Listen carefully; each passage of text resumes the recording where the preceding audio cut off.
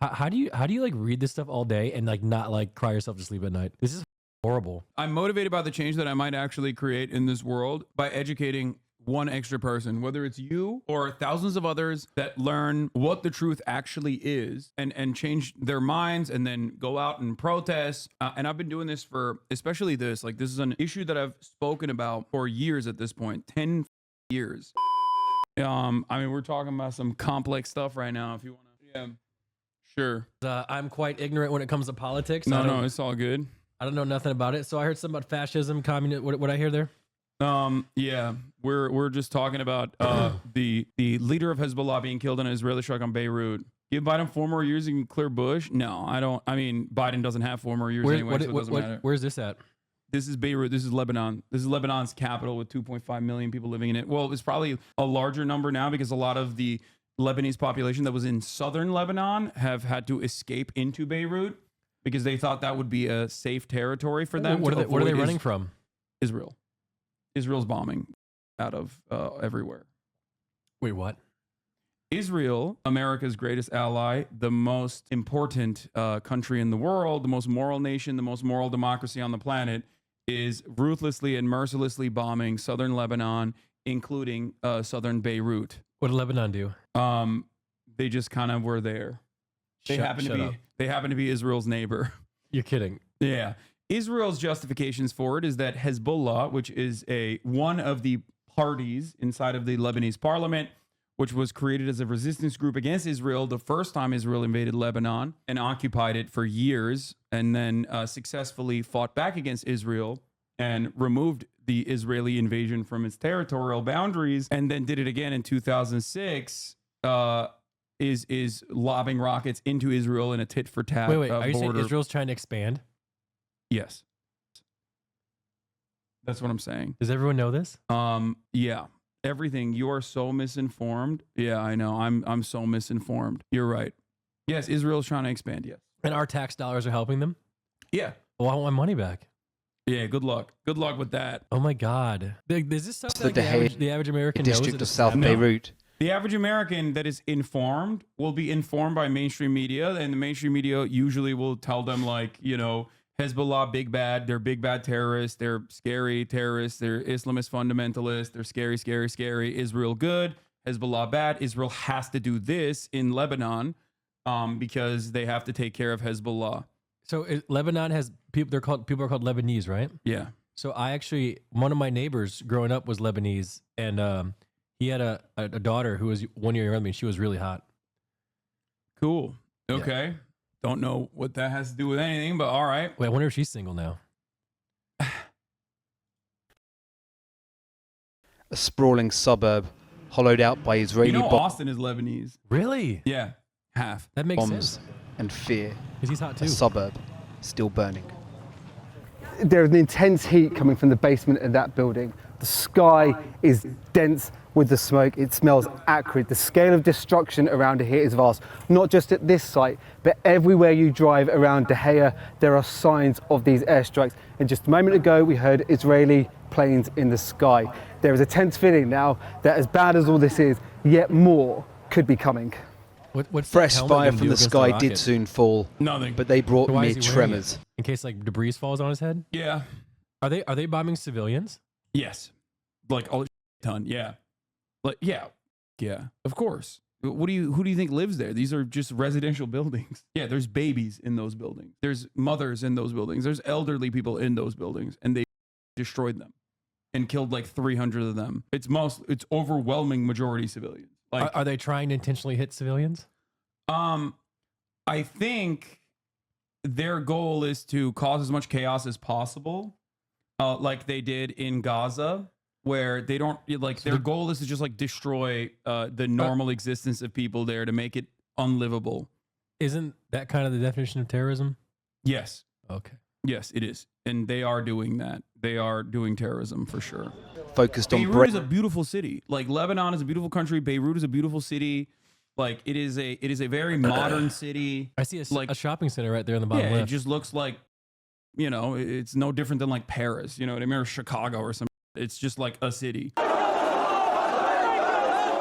Sheikh Hassan Israel claims that there are cruise missile launchers hidden under every building, and that grandma is hiding those cruise missile launchers under her, bed, and that's why they have to hit those targets. And they use our weapons to hit those targets. They don't have those bombs, so we give them billions of dollars. I believe, I don't know what the sum total is, but since 1948, the inception of the state of Israel, when it first became a nation state by doing pretty much this kind of stuff from the jump, we have given $250 billion total. And the Biden administration greatly accelerated it post October 7 in terms of tens of billions of more that we have given to the state of Israel to continue bombing all of these countries. I don't want to sound like an idiot here, but why are we doing that? How do I explain it? Why would we help them do this? I don't understand. Israel is, how do I describe it? It's I have to describe to you what settler colonialism is, where you send a bunch of people to an area with the specific purpose of colonizing that area. That's kind of how America was founded as well. We are a settler colonial nation. We've sent a bunch of people here, and then those people came in and killed every single indigenous person. And then we occupied more and more land. That's what Thanksgiving's about, yeah. Yeah, exactly. And so Israel's doing that since 1948. Originally, it started under the British Empire when England or British Empire took over Palestine, the area that is called historic Palestine. And they didn't really like Jewish people a lot. This is pre-World War II. Who didn't? Most people in Europe did not. They were very anti-Semitic. And so they were like, oh, we don't really like Jews that much. We should just send them somewhere. Where can we send them? A lot of the Christian Zionists predate almost Zionism being like a Jewish movement. There was a guy named Balfour, Lord Balfour, who made a declaration. Basically was we should ship all of the Jews here in England to the desert instead, to historic, to mandatory Palestine. And that's basically how it started in the early 1900s. One guy did this? Post World War I. Okay. After they took over Palestine from the Ottoman Empire. When you say Jews, you mean Jewish people? Yeah. So this is a religion. Well, Judaism is not just a religion; it's an ethno-religion. What's that? There are different it is also an ethnicity as well as both. Okay. So you can be a Jewish person. It's matrilineal. If your mother is Jewish, you're technically still Jewish, but you don't have to be a practicing Jew. Okay. And there are different kinds of Jewish ethnicities under the umbrella of Judaism. You have Sephardic Jews, you have Mizrahi Jews, you have, and it depends on what region they're coming from originally or what region they lived in historically. This is crazy. This is okay. I did not know this. But ultimately, the one guy who was I don't think we should ship the Jews into the desert in England was actually a Jewish guy. Okay. Who was no, we shouldn't do this. This doesn't seem like a great idea. But this is a very long and convoluted history. I want to bring it back to some of the questions you had today. Yeah. Right? What was the last question that you had when I went all the way back to Lord Balfour? I forgot. But I feel can you ship people? They did, yeah. How does that work? Especially accelerated after World War II as well. Was it they put them in like they did with the slaves? They put them in the boats. No. Down there, a lot of people voluntarily went as well. Especially after World War II. Originally, Zionism amongst the Jewish population was looked at in a very negative way. Zionism is the ideology behind the development of the nation state of Israel being a Jewish ethno state, a state for Jews only for the most part, or a state where Jews have all of the rights and that non-Jews also can coexist, but don't have the same set of rights. That sounds kind of racist, brother. It is racist.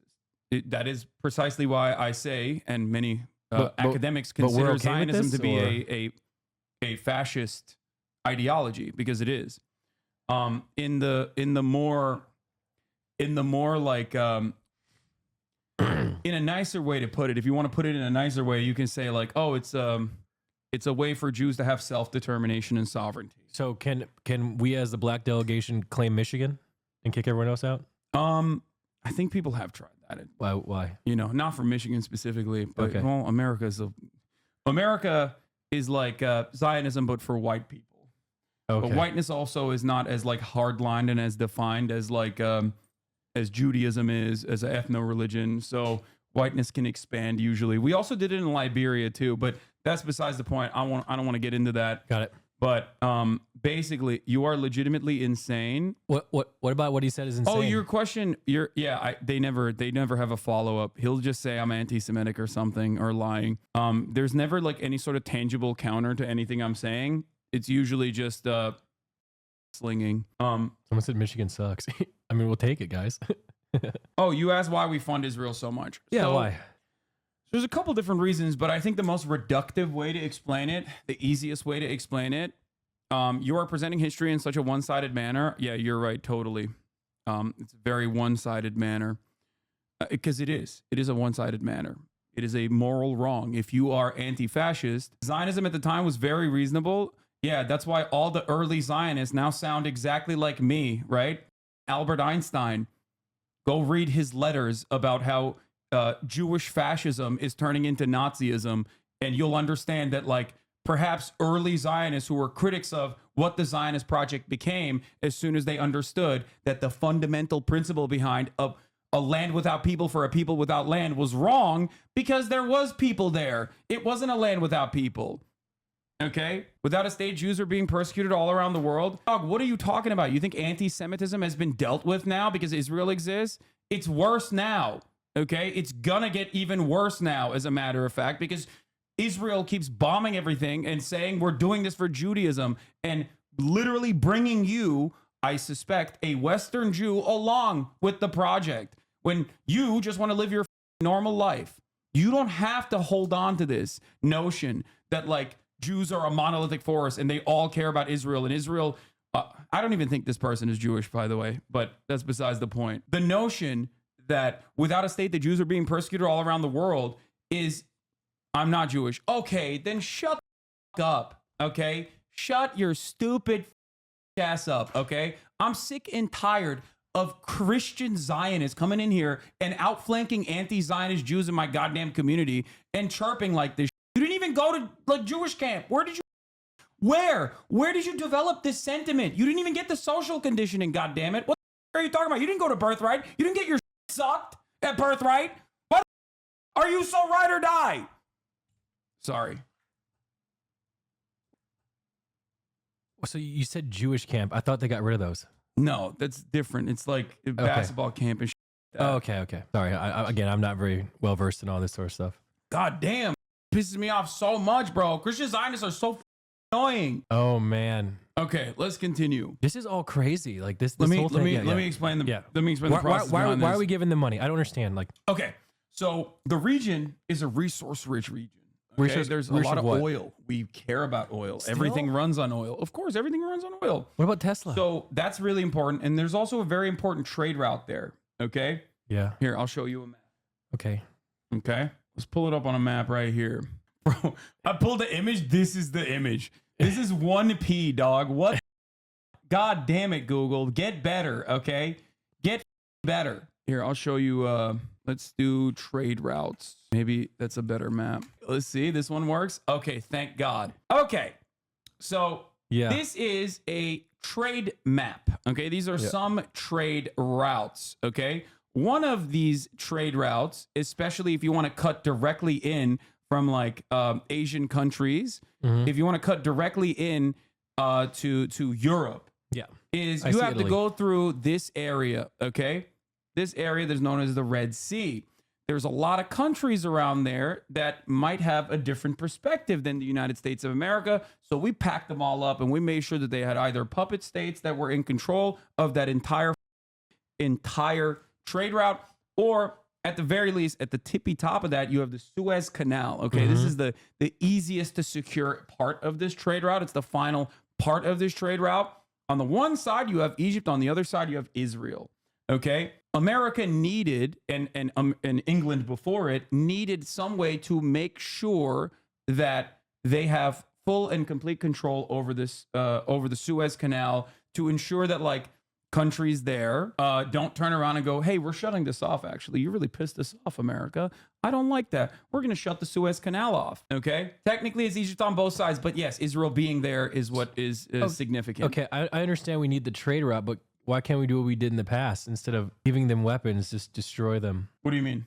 Like we went and took oil from other places. Why would we let these small people tell us what to do? Because no matter how powerful of a country you are, America is kind of doing that already in the region. But like, it's still unstable. Why is it unstable? Because Egypt is a massive country. Egypt needs American billions and billions of dollars of money from America. That's why it's a client state. Wait, who does? Who needs that? Egypt. Why?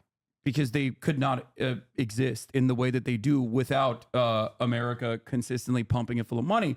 However, the Egyptian governance is shaky. Why is it shaky? Because there's a lot of fucking people there that might go, hey man, I kind of don't like what you're doing. I'm going to do a coup. And that has happened in the past in Egypt's history. As a matter of fact, during the Cold War, if we're going to go all the way back there was a lot of allegiances with the other major power in the world, the USSR, Russia. But they suck. They can't even beat Ukraine. Okay, well, that's new Russia. That's an entirely different story. But We have during no the one to fear Cold War, anymore. we were afraid that like Okay. Egypt might, align with the Soviets. A lot of the pan-Arabic nationalist movements that were forming when countries were being formed, nation states as we understand it, were being formed, were like, hey, we'll take our allegiances from whoever wants to support us. If it's not going to be America, maybe we kind of like socialism a little bit. Maybe we want some money and some weapons from the USSR. America did not like that. They were like, no, you could not work with those guys. America defeated the USSR and destroyed and dissolved the USSR. And in the aftermath, they were the only big game in town for many, many years until China came in. But even China is not doing that as much right now. But basically what is going on is these countries are completely captured by American interest, by American money. America gives, weapons to these countries so they can fund their militaries. And, you can use that military to suppress your population if they try to do an uprising, things of that nature. We do tons and tons of information sharing, surveillance, all this stuff, right? So basically, at the heart of the matter is America wanting a ride or die, right? And what is a bigger ride or die than a country that is currently being run by a guy who grew up in Philadelphia? His name is Benjamin Netanyahu, also known as Benjamin Netai. I believe he has some other names as well. May or may not have been an intelligence asset at the time for the United States of America, and also Mossad, which is the Israeli intelligence. What do you mean he grew up in Philadelphia? He just grew up in Philadelphia. And he's the leader of and he a is different- yes, and he's the longest running, I think at this point, leader of Israel. Yes, the current prime minister. How is So- that possible? How is that possible? Don't you? He just grew up in Philadelphia. What do you mean? Okay. Anyway, so he also went to MIT. So here's the thing. All of this makes a lot more sense if you look at Israel as not just like Egypt, a client state, a vassal state, but instead just as an American state, the 51st state, right? Are you saying that they're attacking other countries because we want them to? Yes. So Shut here's how up. this works. Israel is basically another state of the United States of America.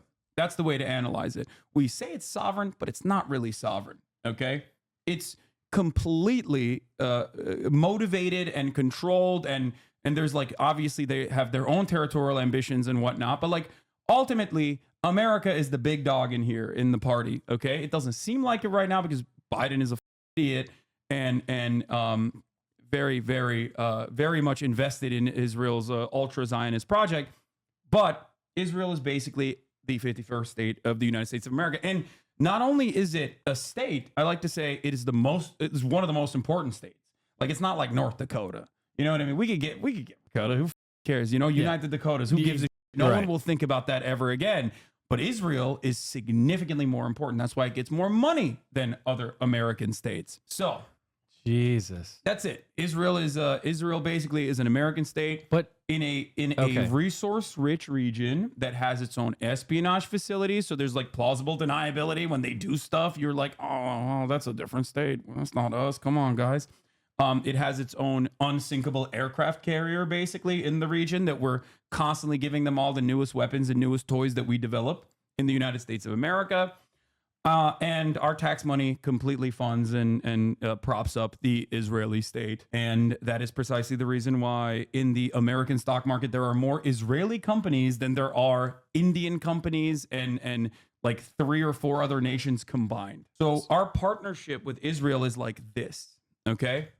So who's like making these calls? Because it's Biden can't even think. So like who's making these calls? Like who's in charge? Like who's running the show here? I think a lot of the people that Biden has surrounded himself with are all on board with the interest of Israel. They're like, yeah, they're going to keep doing this. They're going to keep pummeling, but I think it's okay because, they're the good guys and everyone else is the bad guy. I don't see how this is like for the average American. Why is this good for us if Israel's pummeling this area? How do I explain it? So there's 2 different ways to describe it. In the simplest terms, it's not. Okay. It's not beneficial. It's not beneficial even a little bit.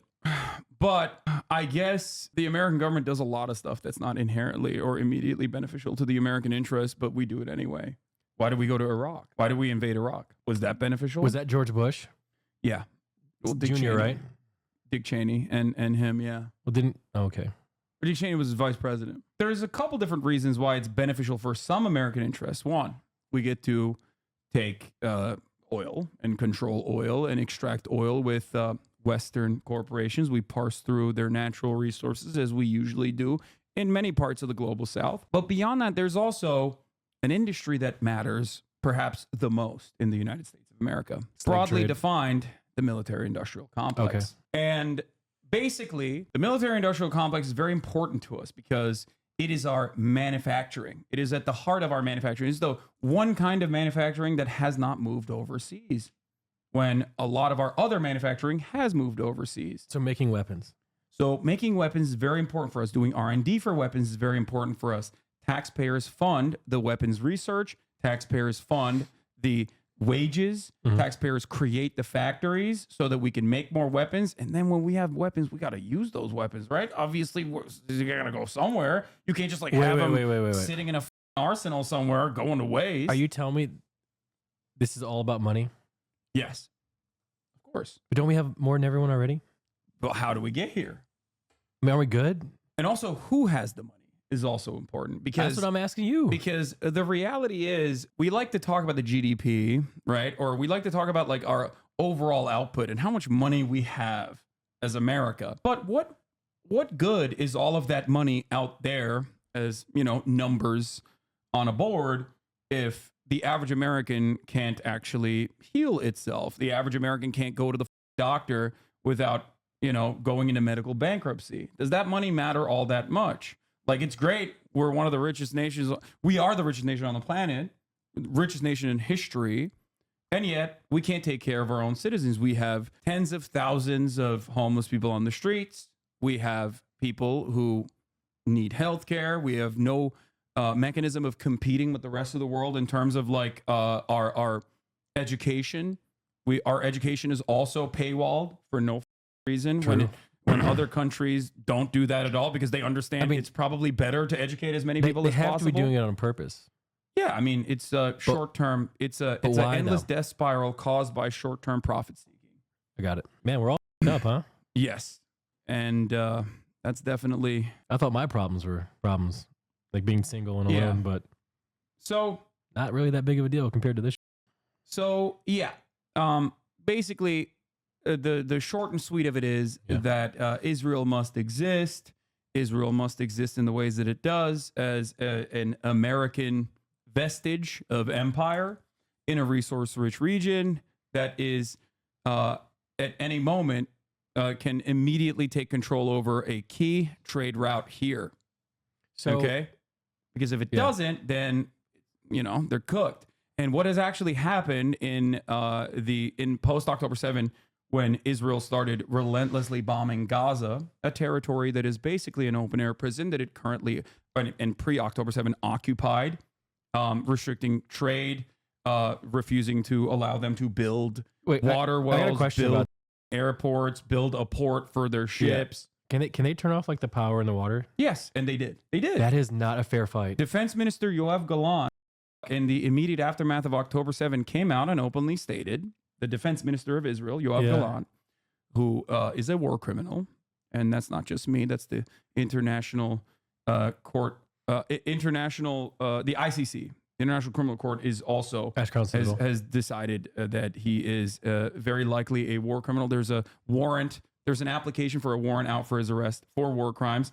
Now, Yoav Gallant said in the early month of October, Israel was fighting against animals, and that because they're fighting against animals, they have to turn off their water, their electricity, and their food. That's up. And they did do that. And then people were like, hey, you can't do that. That's a war crime. And you did anyways? And then they basically, like, slowly but surely just changed the faucet a little bit. But yeah, here it is. This is fifth day of heavy fighting between Israel and Hamas today as the death toll soar. More than 1,200 Israelis and 1,100 Palestinians are now dead. This was early October, October 11. Gaza cut off from food, water, and fuel as Israel's punishing bombardment continues. Man, this is tragic. Has anyone talked about a solution? Is there even one? There is, yeah, dissolving the apartheid.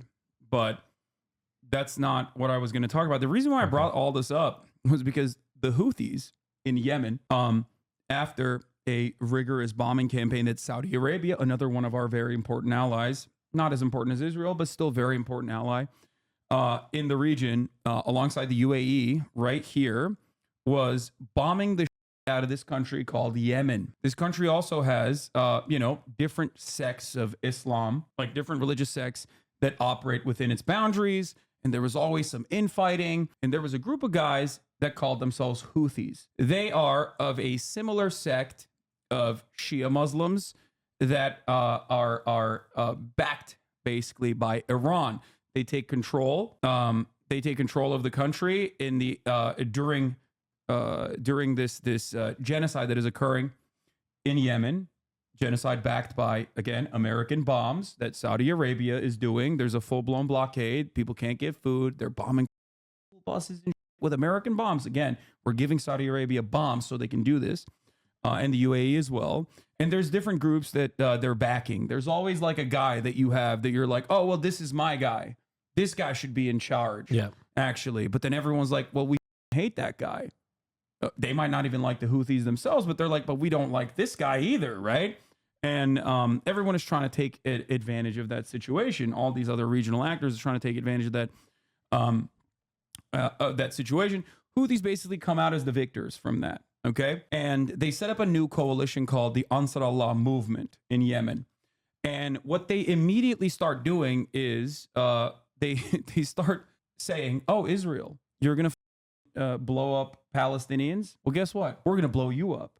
And you're like, what do you mean? You guys just overcame a genocide. What do you mean you're going to blow it up? I didn't even think that the Houthis had that smoke. Okay. I didn't think that the Ansar Allah movement was going to do that shit. Okay. I thought all they did was basically, walk around with like blades in their belts and look cool. Okay. And make musicals. They make a lot of musicals. I can show you some of them in a second. Oh, okay. Well, it turns out they do more than that, because they do also get like a lot of weapons from Iran, which is a much larger regional actor as well. Outside of the musicals, they also literally have an insane arsenal that they are not afraid of using against anyone and everyone. So they go, guess what? Hey, you like the Suez Canal? You like the Strait? You like the Red Sea right here? You like that trade route? It's gone. How are they going to do that? America does it all the time. How are the Houthis going to do that? Well, they go, listen, you want to bring a ship through here? We're going to take it. So that's exactly what the Houthis start doing. They start sending in helicopters onto ships and taking over the ships like and Rust. going, it's our ship. Yes, exactly like Rust. Wait, we got to have that. They're doing cargo. We have the, here it is. This is Rust. Bro, they got the Palestinian flag that they painted under the helicopter with the Yemen flag. They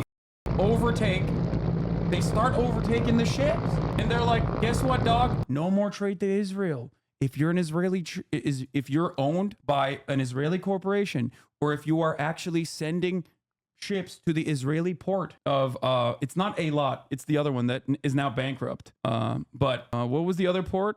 Haifa, right? Is it Haifa? Is Haifa the bankrupt one? Anyway, there's a lot of information. I can't recall all of it. But they go, if you are sending ships into Israel, if you are owned by an Israeli subsidiary, if you're owned by an Israeli corporation, we're going to take over your ship. You cannot use this trade route anymore. Guess what, bitch? Our territorial boundary, and we're going to enforce this until you stop doing genocide in Gaza. Because they say it. They're like, listen, we don't like you. We're not a fan of you. Okay. So this is like a third party. Yeah, this is a group of people that are like, no, we care about the Palestinians. We don't want you bombing them. So we're going to take action. And we're going to try to punish you economically to the best of our ability. Basically, Operation Prosperity Guardian starts, okay? It's a United States-led military operation by a multinational coalition formed in December 2023 to respond to the Houthi-led attacks on shipping in the Red Sea, okay? Here are the belligerents. The United States Navy, the Royal Navy, the Royal Australian Navy, the Royal Bahrain Naval Force, the Royal Canadian Navy, the Royal Danish Navy, the Finnish Navy. One of my favorite was the Seychelles Coast Guard that also were like, we'll take some of that piece. We'll take a piece of that action. Anyway, ultimately, this coalition of royal navies and forces got together and they were pummeling Yemen. They were blowing up Yemeni positions where they have rockets or whatever, right? But to the Yemeni people, they were like, dog, death is all we know. We just overcame a genocide. You think this is going to stop us? I'm going to make more musicals now. So they did. And they started bombing American military ships, Navy ships. They even recently, and this was like kind of reported. I'm not entirely sure, but I think they might have even targeted the naval vessel for refueling the other naval ships in the region. They had to literally tow that away. But they're not afraid. Basically, and I'm going to show you this. Here are the Houthis hammering 3 U.S. warships with 23 ballistic missiles and drones from the Red Sea after the Tel Aviv attack. And I'm going to run the 3-minute ad break right now. And I'm also going to pee real quickly. Okay? I'll be back in a second. You watch this. Okay. So this is going on like right now. Is it embarrassing to say that I had no idea this was happening? Like no one told me this. Like no one told me this was going on. This is kind of scary. Oh my God. I assume people are getting hurt when all this is happening. Live stream thing. I like coming over here because I learn so much about things I don't know. Like, I'll never take time at home to learn about this sort of stuff. Every time I see some of these missiles getting shot, it just seems like that money could have been put somewhere else, somewhere better for anybody. All this seems like a waste of money and life, you know? Anyway, the reason why I brought all this up is because you're right. It is a huge waste of money. Yeah. And it's especially a huge waste of money because the Ansar Allah movement, the Houthis in Yemen, said there's an alternative out there where we don't have to do this, you know, blowing up ships, right? Who said this? What is this? Oh, this is, hold on. There is an alternative out there where we don't have to wage war like this, right? It's a beautiful, prosperous alternative. It's called Israel Stop Doing Genocide in Gaza. Right. So they said it. They were very clear. They're like, we'll stop. We don't give a It's not like we love blowing up the ships. Just stop doing genocide in Gaza. But Israel was like, no, we have to keep doing genocide in Gaza. So America was like, of course, Israel is our ally. We have to do everything we can to bring them to heel. Is it really that black and white? Pretty much. I mean, I'm simplifying a little bit, but at the end of it all, okay, Operation Prosperity Guardian. Yeah. Was it a success? We are the most powerful navy on the planet.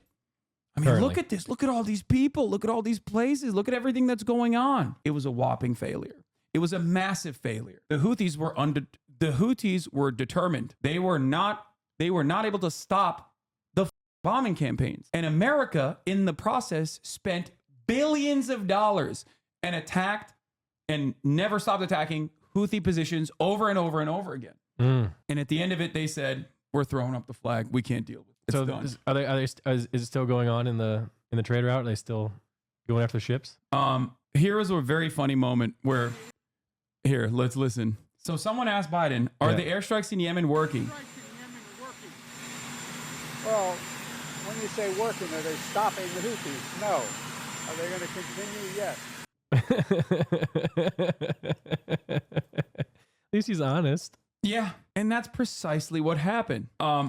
And basically, it was a spectacular failure with American media openly admitting its failure. Here is let's see what the total cost was at the end of it. Operation Prosperity Guardian failure. Operation Prosperity Guardian, a colossal blunder demanding an unyielding response. This was back from August, okay? They wanted to annihilate the Houthi infrastructure. They wanted to end the floundering. This guy is like advocating to go all in, I think. Enable disaster, fix it now. Ultimate goal, neutralize and deter. Call to arms, no half measures. Okay, where is the actual cost? I need to see it. Not the fucking Navy equipment cost. Tell Nick about the aid pier cost. Oh God, that was even crazier. For that, I need to describe to him like the rules of waging war and what you have as a nation state, like the obligations you have to the civilian population. You have to allow humanitarian aid to flow into the areas that you're bombing so that the civilians don't get killed. And Israel, being the belligerent occupier, already is illegally occupying Gaza and has no right under international law to be able to bomb Gaza in an effort to defend itself. That's like literally illegal for them, but it doesn't matter because Israel's America and America is Israel. And, you know, these rules of war are not for us. It's for our enemies. Oh, my God. And in this process, because this was such a glaringly obvious violation of humanitarian law, a lot of these NGOs, non-government organizations, aid organizations go, hold on. You can't stop the flow of humanitarian aid into a civilian population. That's a war crime. It kind of seems like you're trying to genocide these people, Israel. So America goes, we got it. We will fix this problem. Now, did they actually want to give humanitarian aid to the Palestinians? No, they don't give a shit, right? Is that when they dropped the packages? That was part of it. Yes. I saw that. That was part of it. Didn't the package hit somebody and kill them? Yes, it did. The other part of it was, let's build a pier. And on May 17th of 2024, this $230 million U.S. Gaza aid pier opens. There it is, that pier. It doesn't look like that. Spoiler alert, the pier is gone because in May 25th, it's damaged. June 7th, it's reconnected. UN pauses distribution on June 9th because Israeli forces killed 274 Palestinians and operate a helicopter in the vicinity of the pier, leading people into believing that maybe the pier is actually being used for military purpose. You can't do that for humanitarian aid. This is not a dual-use utility. This is a single-use utility. It's supposed to be for humanitarian aid being delivered. Also, the question on everyone's minds at the time was, why do you need a pier? You have direct open routes from Israel into Gaza that Israel controls. Why can't you send the trucks in? Why not? Why not? Because Israel was not interested in that. They wanted to limit the amount of food that was going in because they wanted to cause chaos amongst the civilian population. Why is this pier so expensive? It looks like it's expensive because everything that the American government contracts out to private parties or everything that the American Defense Department pays for is expensive. It's all inflated. It's all bloated. this thing looks like you can get a guy from Alabama to make it in about 2 weeks. Anyway, but the real reason why America did this is because we wanted to defend Israel from the PR front. See, Israel is letting us build an aid for build a pier for humanitarian aid to go in. If they were the big bad, if they were in violation of human rights, and if they were doing a war crime and not allowing humanitarian aid to flow into the civilian population in Gaza, they wouldn't have let us build this pier. But the pier never actually served that purpose. The purpose of it was to do PR, and it even failed on the PR front because the pier failed multiple times. June 14th, pier is removed. June 19th, pier is reconnected. June 28th, pier removed again. June 9th, announced it is briefly reinstalled, but it failed. And on July 17th, the pier officially closed. This was a $200 million process in which defense contractors made some money, right? We paid a lot of people to build the pier. We paid the people to ship the pier over there, all the parts and whatnot. But ultimately, it was a $230 million marketing initiative to make it seem like Israel wasn't doing a genocide when it actually was.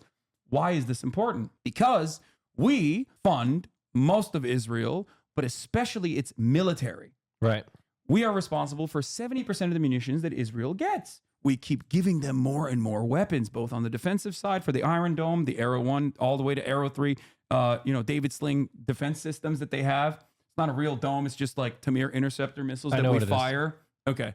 It's very cool tech. Yeah, I know. We also were responsible for building it, but we don't give it to anybody else other than Israel because Israel's the best. So, and Israel refused to let Ukraine have it because Israel's the best. Anyway, at the time when Russia was invading Ukraine, Ukraine was like, hold on, I'm Jewish. That's what Zelensky said. I love Israel. Am Israel Chai. Can I please get the Iron Dome? Benjamin Netanyahu said, no, you cannot get the Iron Dome. Is it up to him? everything's up to Benjamin Netanyahu. He can do whatever he wants. Anyway, Oh my you're God. You're forgetting. Yeah. Israel's the best. It's the most moral Okay. nation. It's the only democracy in the world. 51st state. Yes. Okay. So we love Better Israel. than America. Am Israel high. Okay. So, but why is it important that it has to seem like Israel is not directly stopping humanitarian aid from going in? Because we are a nation of rules and laws. And one of those laws is a law called the Leahy Law. This law indicates that it is illegal for the United States of America to continue giving weapons to an ally if that ally is in violation of human rights. Oh. And this is a clear-cut definitional violation of human rights. It's a Jim Leahy law. Here is the problem. Yeah. If they're directly violating that law, then we're doing something that's illegal in our own books. We can't do that. So what did the American State Department do? Change the law. I don't know. No, they didn't change the law.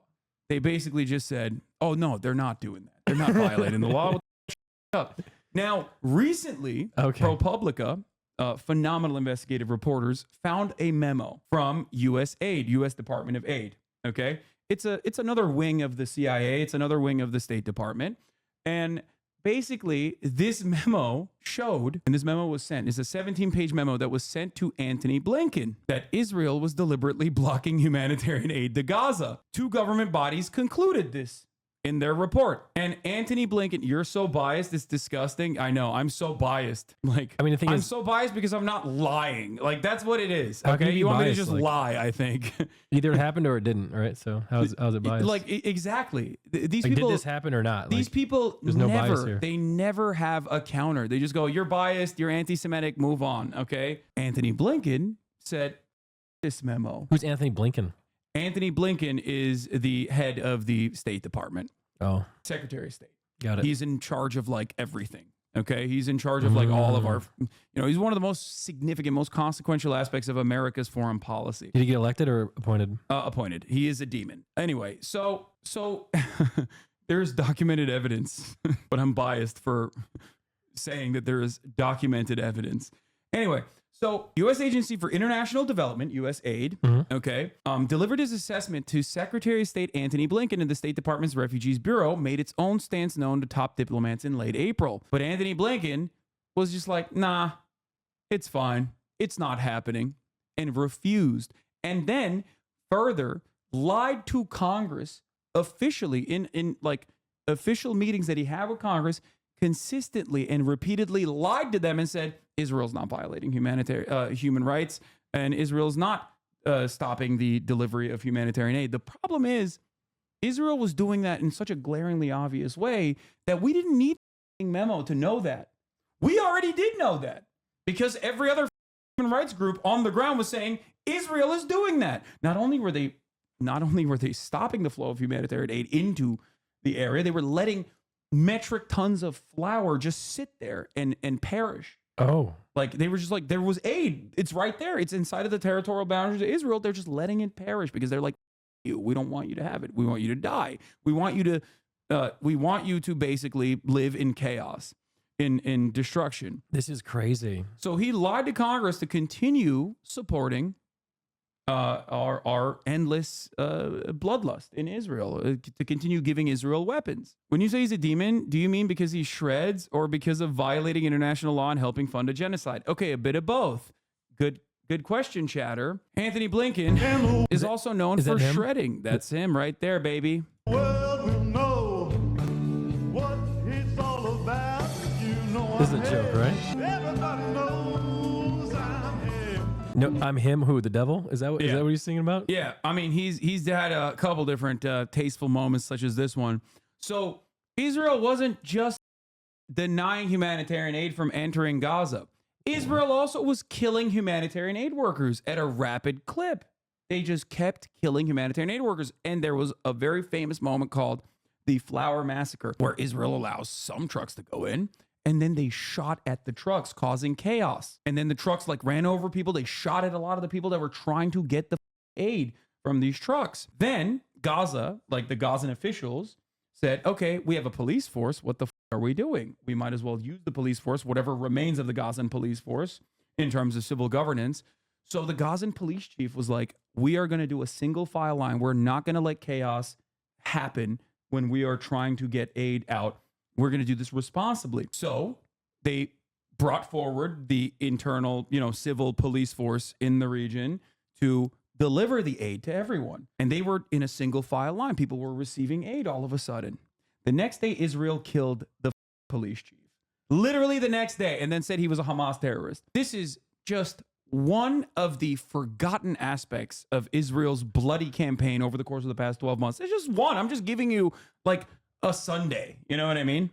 Just one. It's not even, this doesn't even hit the top of the line in terms of like the ruthless efficiency in which they have slaughtered everyone. And also on top of that, have mercilessly destroyed all the buildings and made it uninhabitable.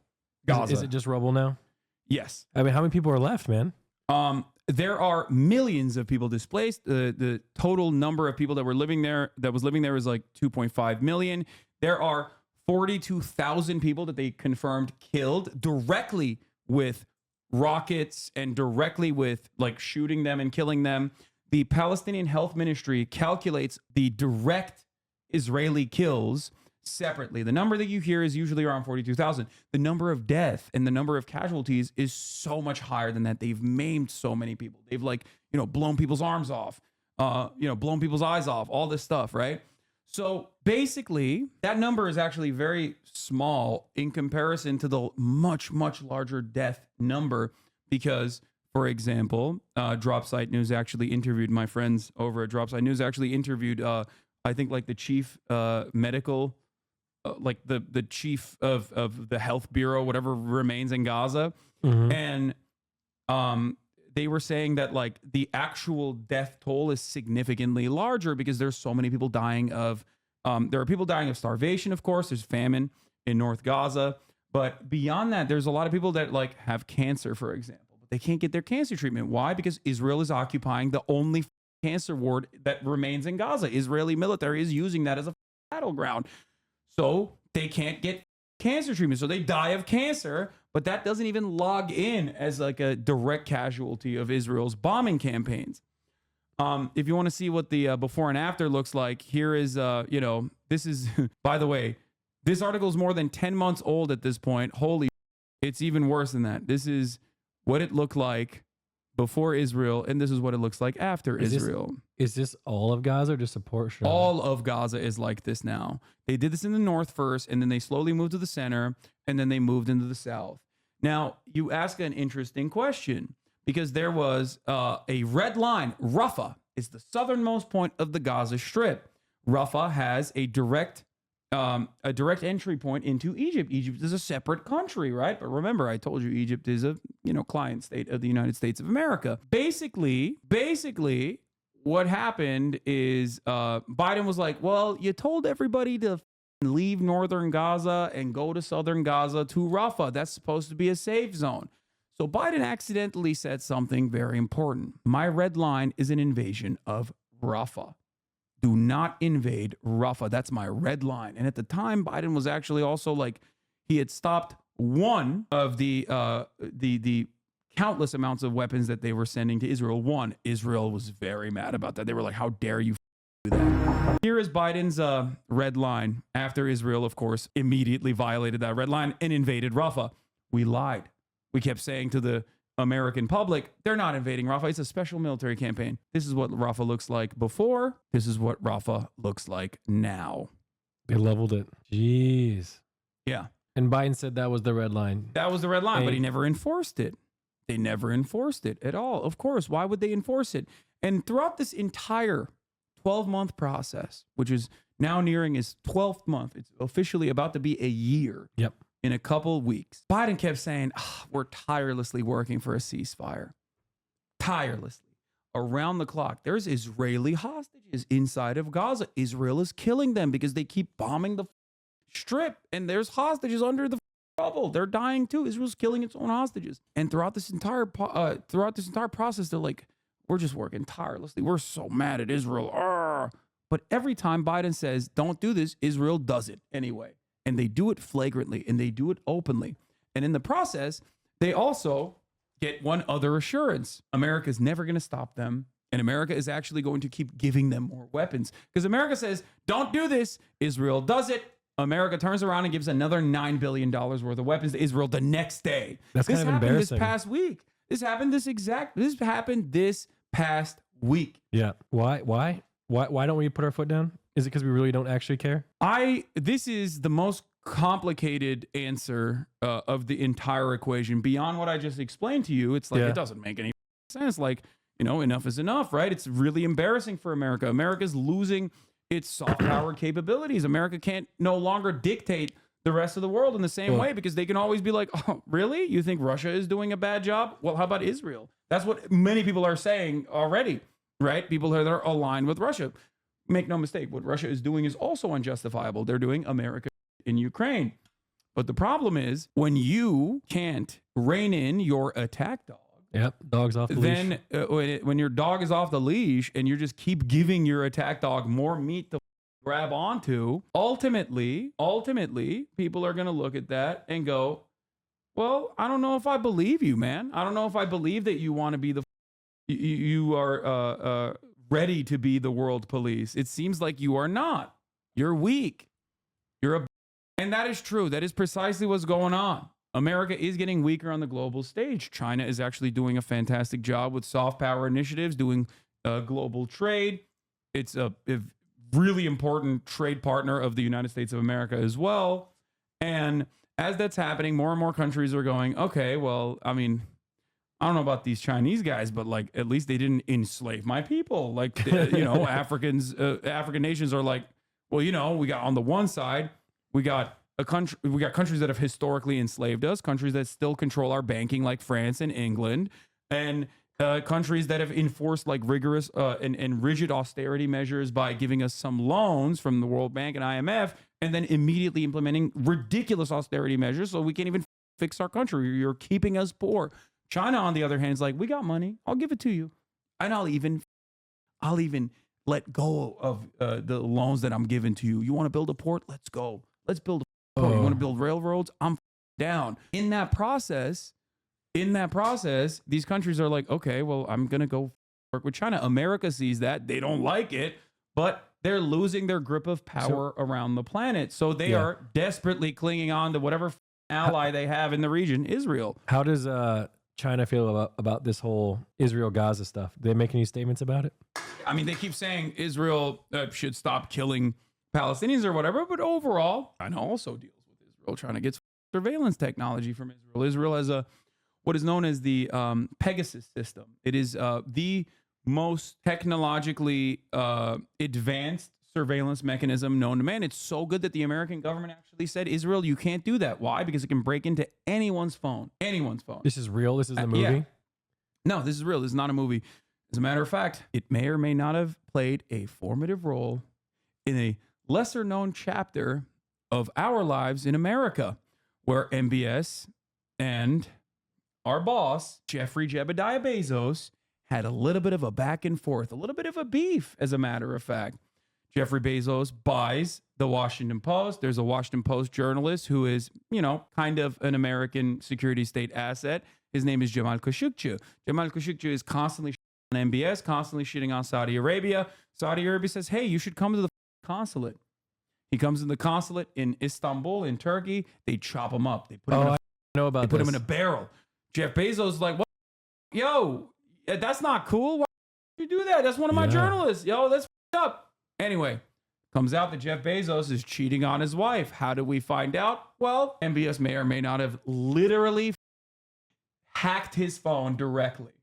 They can do it from anywhere? Yeah, they hacked his phone and they leaked his shit. And anyway, Jeff Bezos, obviously being such a powerful person, basically packed it up. But at the time, America was like, yo, this technology is crazy. It is way too it is way too invasive. You can't have that, Israel. And then they were like, but also we can have it, right? Please give it to us. Did we get it? Yeah, we use it too. Everybody uses it. A lot of governments. Wait, so my phone's not safe? I mean, if they, I think they have to like get you to click on a link or some shit. But yeah. So anyway, but it never really was. Yeah. Moon, I'm coming, buddy. No, I'm just kidding. So yeah, it hacks iPhones too, and iPhones were supposed to be very secure, obviously. That was a joke. So, I work in cybersecurity. They have no click RCEs, which means they can do it from anywhere. I know one where a message gets sent to you and they get full control without clicking a link. Okay, I didn't know that.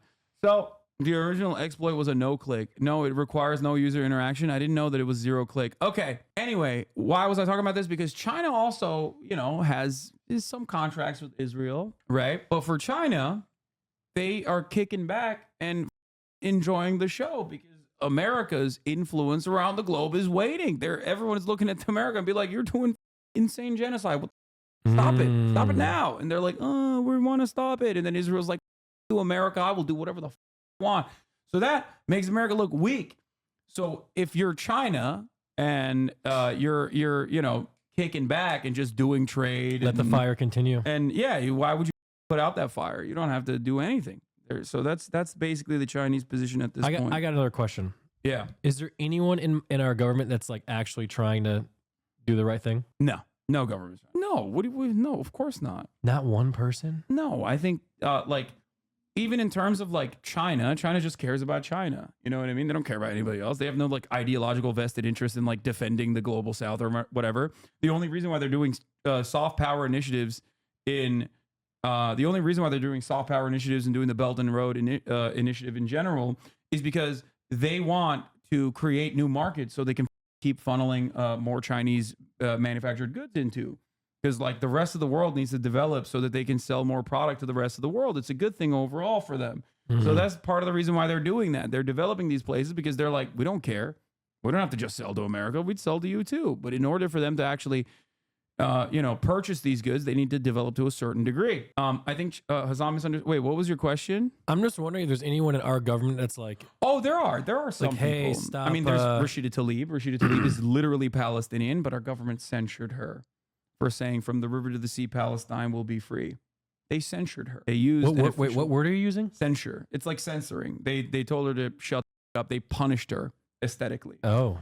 Because she said from the river to the sea, Palestine will be free. An emancipatory slogan. It's like saying Black Lives Matter. And then someone going, actually, that means you want to kill all white people. And we've all collectively decided as a society that that's what that means. And if you say that, that's what you mean, actually. You piece of you're actually censured now. That's precisely what happened. Oh. There are some that are good. I got a dumb question. What? Do you know how you're saying back in the day, like, everyone was like, hey, Jews, you go to this Israel place and, start over.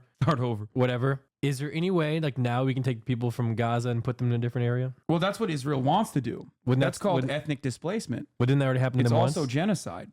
It is how Palestinians were originally kicked out of their homes. But isn't that better than getting, like, just... kind of a big no-no. Getting murdered? Well, I think the best outcome would be for them to be able to live and coexist. Obviously. So that's what they're trying to do. That's what we're trying to achieve. Build a better place, like...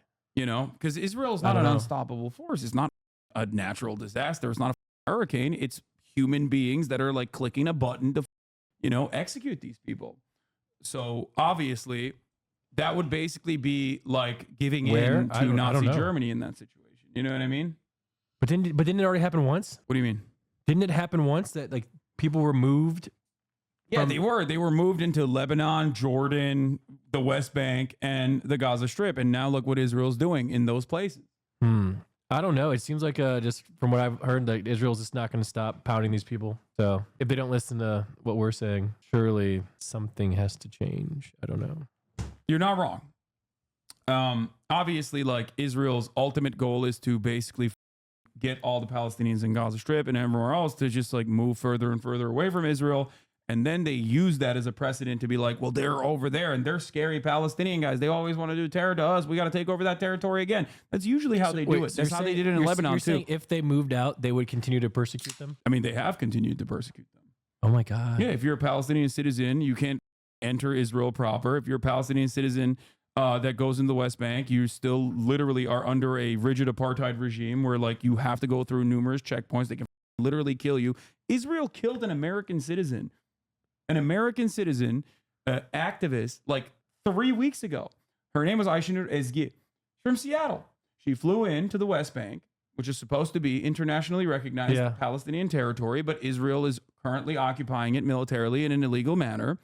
She was at a protest. An Israeli sniper just domed her, killed her, shot her in the head. One shot. The American government said nothing. They said, we'll investigate. We'll let Israel investigate. And then they said, ooh, this is really bad. Nothing. Oh, 2 weeks prior to that, they shot another American citizen from New Jersey this time. They shot him in the leg. He survived, luckily. Nothing. Why'd they shoot him? Because they can. Like, there's no other reason. I'm not going to lie. Probably, in their minds, they probably thought he was Palestinian. To be fair, it sounds like a place where maybe we shouldn't go, just to be honest. I think these are incredibly brave people that are more braver than me. I'm staying here. Yeah, these are I probably shouldn't even be on this stream, to be honest. These are incredibly brave people. More brave than me. I like to sit in my car and eat chicken. Yeah, Israel also. Oh, good luck explaining this. This is too much. This is too brain breaking. What is that? Is it a TV show? Oh, how do I describe? Wait, have you ever been to Israel? No, you kidding me? Wait, do you think they know who you are? I don't know. Let's hope not. I'm willing to find out. Anyway, this is Meir Ben Shitrit.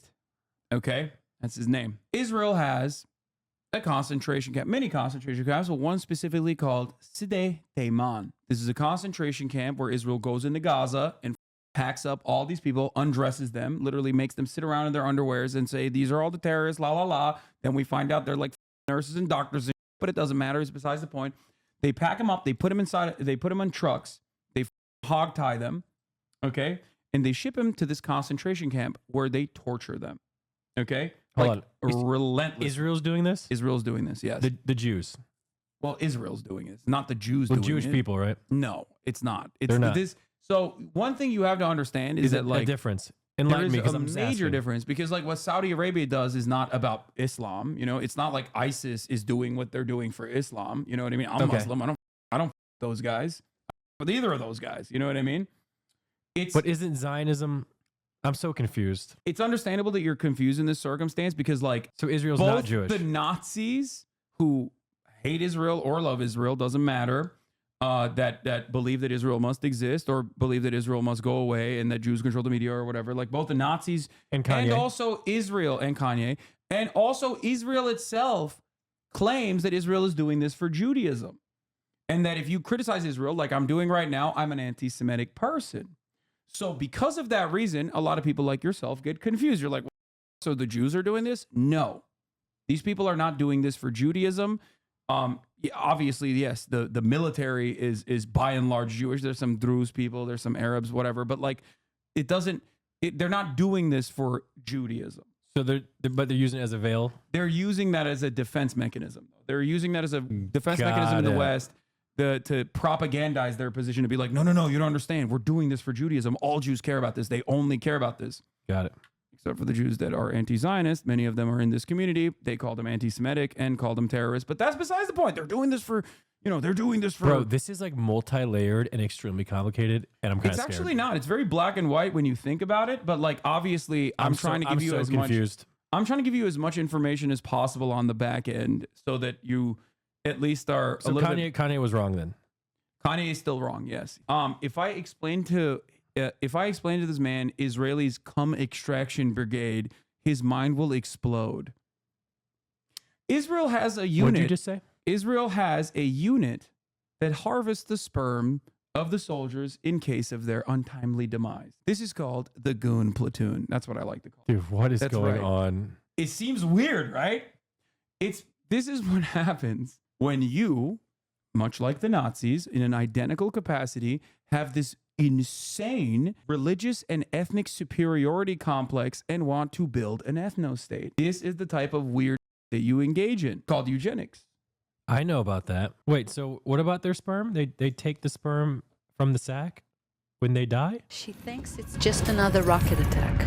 I repeat, this is not a joke. This is the Israeli state itself posted this video. But a gripping fear prickles through Shiley's entire body, and it's outside their bedroom window. Her husband, Yahav, fights the danger as Shiley runs, leaving everything behind to protect their baby, Shaya. She clings to hope that she won't need to raise their newborn alone. 4 days later, her heart shatters. She hugs Shaya tightly and knows she must fulfill Yahav's dream to create more life. So, Shiley puts out a call for the unthinkable, to retrieve his seed and be able to continue growing their family. She's in her own war against time, and the crowd leaps into action to complete her desperate mission. But it's too late. Shiley did everything she could to save her family. We still have time to save ours. Yeah. So I don't understand. home extraction. They shove a cattle prod up the butt of the deceased, or I guess they take it directly from the ball sack if they have the opportunity to do so. They have limited time. Of like a dead soldier? Yeah. So Don't ask me why they don't just nut in a cup beforehand. I don't know why they don't just do that. I feel like that's a way more efficient process if you really, really, really need to ensure that you're. And Israel put this on the internet? Yeah. And they thought this was okay? Yeah, and they did it in English. When Israel does propaganda in English, know that it's actually intended for the American and the Western audience. Why would this make them look good? They're insane, dog. That's it. Okay. It's the same Nazis. Like, they were insane and they did a lot of insane shit. And when you look at it in hindsight, you're like, why did they think this was appropriate? I don't know. Like, Oh my God. And they have power and they're crazy. Here's a really famous, prominent example. This man right here from, I believe, Brooklyn or Long Island is a fantastic example of how the settler process works. This is in East Jerusalem, which is occupied by Israel, but there are a lot of historic Palestinian homes there. This is one of those historic Palestinian homes. Jacob flew in from Long Island, to East Jerusalem, and basically took over someone's house, literally. You are stealing my house. And if I don't steal it, someone else is gonna steal it. No one is allowed to steal it, ya ammi. This guy definitely has a right to the cow. Oh yeah. Jacob, you know this is not your house. Yes, but if I go, you don't go back. So what's the problem? Why are you yelling at me? I didn't do this. I didn't do this. But It's easy to yell at me, but I didn't do this. you are stealing my house. So he just came from America to steal someone's house? Yeah. They do it all the time. I mean, did he get the house? I think they did. I think he did, yeah. You're kidding. Yeah, they've been doing this nonstop. So they take somebody else's house. Yeah. Yeah, and the military comes in and kicks them out. But kicks out the owners of the house. Yeah. Bro, I'm not gonna lie. This is depressing as hell. If you were to, like, for example, sometimes in the media they'll be like, an anti-Semitic incident occurred in a Jewish community center the other week, where anti-Semitic protesters attacked Jewish people that were quietly congregating. And then you look into it, and you look into the incident, and it turns out it's actually an auction. An auction for what, you might ask? An auction for houses. Houses where? Houses in the West Bank that Palestinians are occupying. In the United States of America, we have auctions for real estate of homes that do not belong to the people that are selling them. And when people go and protest those auctions, the American media says anti-Semitism. Oh my God. It's all just fried, dude. How do you like read this stuff all day and like not like cry yourself to sleep at night? This is horrible. I'm motivated by the change that I'm motivated by the change that I might actually create in this world by educating one extra person, whether it's you or thousands of others that watch, that learn what the truth actually is, and change their minds, and then go out and protest, go out and spread the truth to other people. That's why I do it. And I've been doing this for, especially this is an issue that I've spoken about for years at this point, 10 years professionally in public life. I've spoken out against Israel's actions because like a lot of people only became more knowledgeable of like the stuff that Israel was doing after October 7. But this has been ongoing. This video is from 3 years ago. By the way, I'm an example of this because I always thought Israel were the homies. Yeah. That's kind of how there was Peyton as me as an average guy from Michigan who just went to college. Yeah. So that's the picture that was kind of painted to me growing up. So as someone who's been doing this for years and years and years, I never thought that there would be this much outward support for Palestinians, because 5-6 years ago, when I said stuff like this, people would be like, you're anti-Semitic. You're the most anti-Semitic person I've ever seen. Oh my God. Yeah.